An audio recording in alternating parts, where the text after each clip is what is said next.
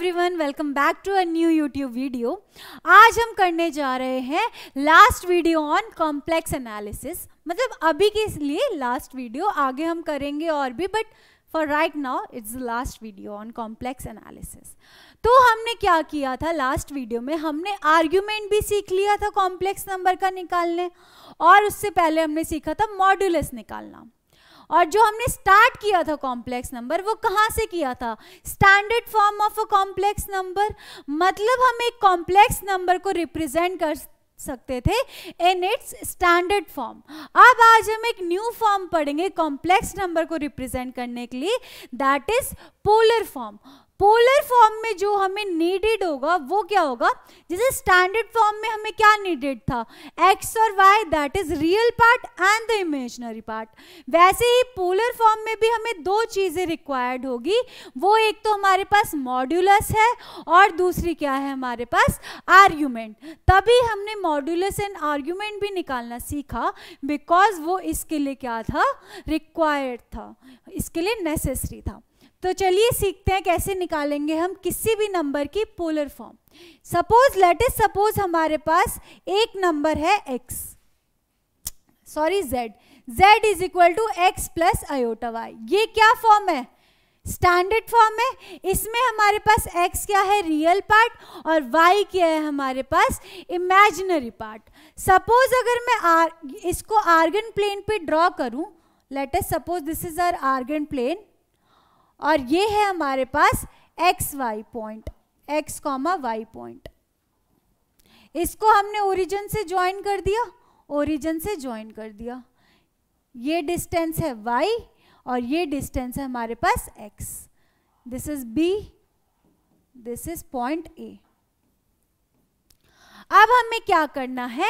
x और y जो हमारे स्टैंडर्ड फॉर्म में रियल पार्ट और इमेजिनरी पार्ट थे, उनको हमें चेंज करके किस में लिखना है? या तो मॉड्यूलस में लिख दो, मॉड्यूलस, या आर्ग्यूमेंट। मॉड्यूलस और आर्ग्यूमेंट की हेल्प से हमें x और y की क्या करनी है?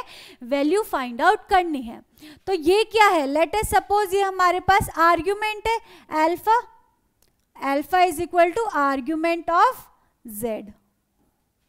मतलब अभी हम फर्स्ट क्वाड्रेंट का, या फिर इसे हम जनरलाइज कर देंगे बाद में। ये एग्जांपल अभी फर्स्ट क्वाड्रेंट ले। This is alpha is equal to argument of z। अब देखिए ये OA लेंथ क्या थी? OA हमारे पास ये मॉड्यूलस ऑफ z थी, मॉड्यूलस था OA, तो हमारे पास ये आर्ग्यूमेंट हो गया, मॉड्यूलस हो गया। अगर हम ये देखें right triangle OBA, right triangle OBA, right triangle OBA, इसमें अगर हमें निकालना पड़े साइन अल्फा, साइन अल्फा हम निकाल सकते हैं क्योंकि हमारे पास इस ट्रायंगल की तीनों लेंथ्स है, बेस भी है, परपेंडिकुलर भी है और हाइपोटेन्यूज भी है, तीनों साइड्स की लेंथ है। तो हम sine alpha, cos alpha, tan alpha कुछ भी फाइंड आउट कर सकते हैं। तो साइन अल्फा क्या हो जाएगा? साइन क्या होता है किसी भी एंगल का? साइन होता है हमारे पास परपेंडिकुलर अपॉन हाइपोटेन्यूज। तो अल्फा के लिए हमारे पास परपेंडिकुलर क्या हुआ? अल्फा के लिए परपेंडिकुलर हमारे पास हो जाएगा length AB, that is AB, upon hypotenuse क्या है हमारे पास? OA। अब वैल्यू पुट कर दो, AB की वैल्यू क्या है? y, और OA की वैल्यू क्या है? Modulus z। मॉड्यूलस z क्या आ गई? हमारी OA की वैल्यू। तो अगर हम इसमें देखें तो y की वैल्यू क्या आ गई? हमें तो x और y की वैल्यू पुट करनी है स्टैंडर्ड फॉर्म में, तो y की वैल्यू यहां से आ गई, मॉड z इधर जाके मल्टीप्लाई हो जाएगा, mod z into sine alpha. This is our value of y। Similarly जैसे हमने y की वैल्यू फाइंड आउट करी, x की वैल्यू किसकी हेल्प से फाइंड आउट कर सकते हैं? cos अल्फा निकाल लो। अगर हम cos अल्फा निकाल रहे हैं, इसमें इधर मैं लिख रही हूं cos अल्फा।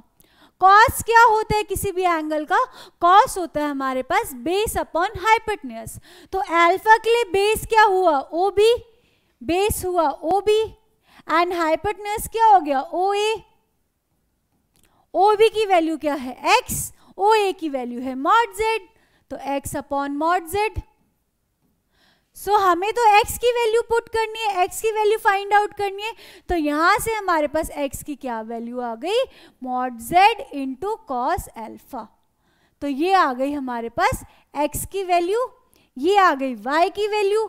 अब दोनों वैल्यू क्या कर दो, यहां से उठा के इधर पुट कर दो स्टैंडर्ड फॉर्म में। तो z क्या हो गया हमारे पास, z हो गया x की value mod z into cos alpha plus iota mod z into sine alpha. तो इसमें देखिए रियल पार्ट क्या हुआ, रियल पार्ट मतलब विदाउट आयोटा के जो पार्ट है, तो विदाउट आयोटा के ये पार्ट है mod z into cos alpha. तो this would be a real part in polar form और this would be mod z sine alpha. ये क्या हो जाएगा हमारे पास, इमेजिनरी पार्ट। तो यही हमारी क्या कहलाती है, पोलर फॉर्म। अब ये अगर हम z को इन में रिप्रेजेंट करें मॉड्यूलस और आर्ग्यूमेंट में, तो ये हमारी क्या हो जाएगी, polar form of the complex number z, of any complex number z। अब इसमें क्या आएगी, अल्फा की डिफरेंट वैल्यूज होगी। मैं इसको अल्फा नहीं लिखूंगी, मैं इसको क्या लिखूंगी, अल्फा की जगह कुछ और ले लो, क्योंकि अल्फा तो हमारा सिर्फ क्या था, tan inverse mod y by x, but हमारे पास डिफरेंट क्वाड्रेंट के लिए डिफरेंट वो आया था आर्ग्यूमेंट। तो अल्फा की जगह आप क्या लिख लीजिए, थीटा। थीटा हमारे पास क्या हो जाएगा, थीटा हो जाएगा। अगर हमें जनरलाइज लिखना है, मतलब सारे क्वाड्रेंट के लिए अगर हम लिखें, तो ये हो जाएगा cos theta and sine theta. Theta क्या रिप्रेजेंट करेगा, theta here would represent argument of z and mod z क्या रिप्रेजेंट कर रहा है, modulus of z। So this would be our polar form. अगर आप दोनों टर्म से कॉमन ले सकते, mod z modulus z common ले लो, कोई दिक्कत नहीं है। तो हमारी फाइनल पोलर फॉर्म क्या हो गई, z is equal to mod z bracket cos theta plus iota sine theta. This would be our final polar form. अब हम क्या करेंगे, इतना अगर आप सबको समझ आ गया, तो अब हम इन पे करेंगे एक क्वेश्चन, ताकि आपको एकदम अच्छे से ये याद रहे कि क्वेश्चंस में ये कैसे अप्लाई करेंगे। तो क्वेश्चन लिखिए, सपोज हमारे पास क्वेश्चन है, सपोज हमारे पास क्वेश्चन क्या है, हम क्वेश्चन ले लेते हैं z is equal to 1/1 minus iota. अब देखिए इसमें कितनी सारी चीजें आएंगी आपकी, जो जो भी आपने कॉम्प्लेक्स में अभी तक पढ़ा है वो सारी एक एक करके देखना इसमें यूज होगी। सबसे पहले तो इसमें क्या यूज होगा, देखिए इसमें डिवीजन यूज हो रहा है, क्योंकि 1 अपॉन सब न्यूमरेटर अपॉन डिनोमिनेटर फॉर्म में, तो डिवीजन की फॉर्म में। तो पहले सबसे पहले हम क्या करेंगे, सबसे पहले हम इसको स्टैंडर्ड फॉर्म में क्या करेंगे, कन्वर्ट करेंगे, कन्वर्ट इन स्टैंडर्ड फॉर्म। इसको सबसे पहले हम क्या करेंगे, स्टैंडर्ड फॉर्म में कन्वर्ट करेंगे। स्टैंडर्ड फॉर्म में डिवीजन वाले क्वेश्चन को कैसे कन्वर्ट करते हैं, किससे मल्टीप्लाई एंड डिवाइड करते थे, याद करिए, हम इसको मल्टीप्लाई एंड डिवाइड करते थे conjugate of the denominator. Denominator अगर हमारे पास 1 माइनस आयोटा है, if we have denominator is equal to 1 minus iota, तो इसका कॉन्जुगेट क्या हो जाएगा, 1 प्लस आयोटा। कॉन्जुगेट क्या होता है, बस साइन चेंज हो जाता है आयोटा के कोफिशिएंट का। तो हमें किससे मल्टीप्लाई एंड डिवाइड करना है इस नंबर को, 1 प्लस आयोटा से। तो मल्टीप्लाई and divide by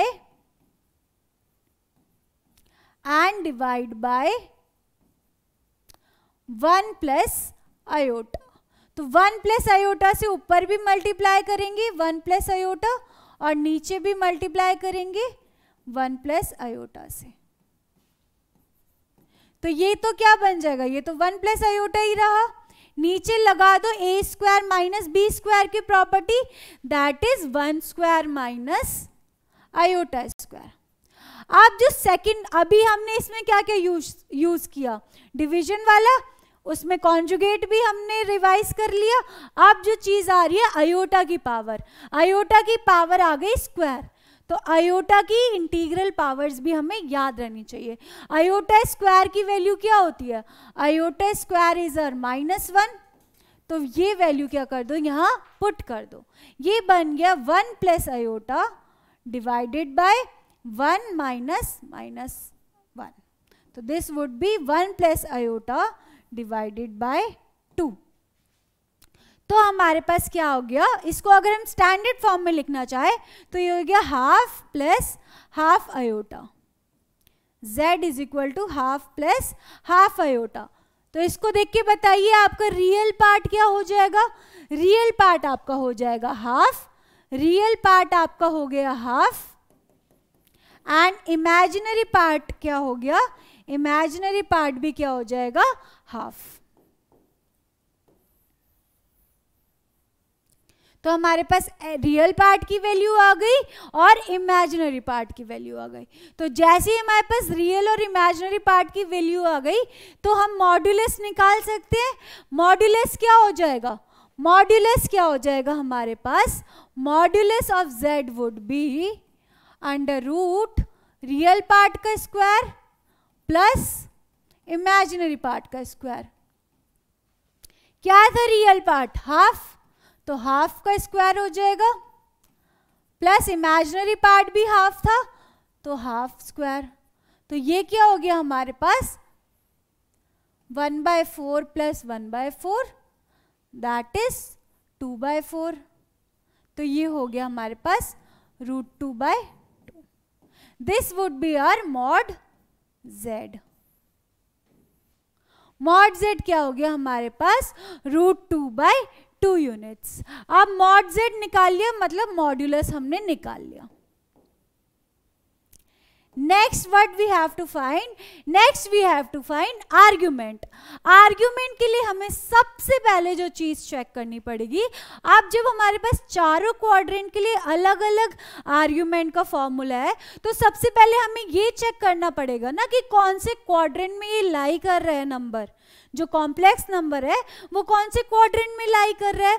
तो देखिए हमारे पास जो ये रियल पार्ट था और इमेजिनरी पार्ट था दोनों पॉजिटिव आए थे, प्लस हाफ।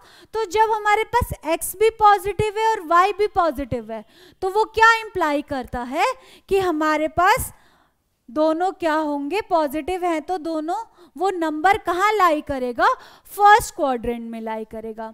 तो क्या लिखेंगे, since real part greater than 0 and imaginary part also greater than 0. So this implies z complex number lies in which quadrant, कौन से quadrant में lie करेगा, lies in first quadrant। और फर्स्ट क्वाड्रेंट के लिए आपके लिए क्या फॉर्मूला था, फर्स्ट क्वाड्रेंट में हमारे पास आर्ग्यूमेंट का फॉर्मूला था, therefore argument of z would B, argument का फॉर्मूला था सिर्फ alpha, that is tan inverse mod y/x।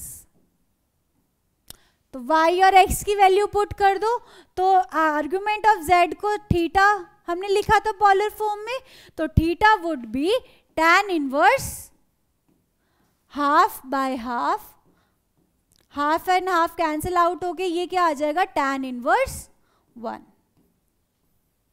तो tan इनवर्स 1 की वैल्यू क्या हो जाएगी, मतलब ऐसी कौन सा एंगल है जिस पे tan की वैल्यू क्या आनी चाहिए, 1 आनी चाहिए। ऐसा कौन सा एंगल है, 45 डिग्री, दैट इज π/4। π/4 पे हमारे पास tan की वैल्यू क्या होती है, 1 होती है। तो थीटा की वैल्यू क्या आ जाएगी, 45 डिग्री और π/4। हम क्या लिखते हैं, रेडियन में छोड़ते हैं एंगल, तो रेडियन में ये क्या हो जाएगा, π/4 रेडियन। अब हमारे पास मॉड्यूलस आ गया, थीटा आ गया, आर्ग्यूमेंट आ गई, तो सीधे पोलर फॉर्म हम लिख सकते हैं।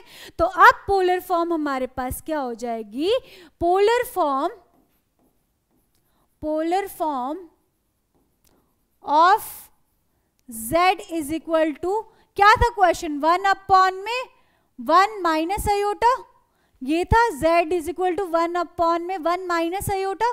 इसकी पोलर फॉर्म हो जाएगी, polar form of z is equal to as z is equal to mod z, पहले तो फॉर्मूला लिख लीजिए, cos theta plus iota sine theta. Mod z की वैल्यू क्या आई थी हमारे पास, √2/2, और थीटा की वैल्यू क्या आई है अभी, cos, अभी π/4 आई है, तो cos π/4 plus iota sine π/4। This would be your polar form.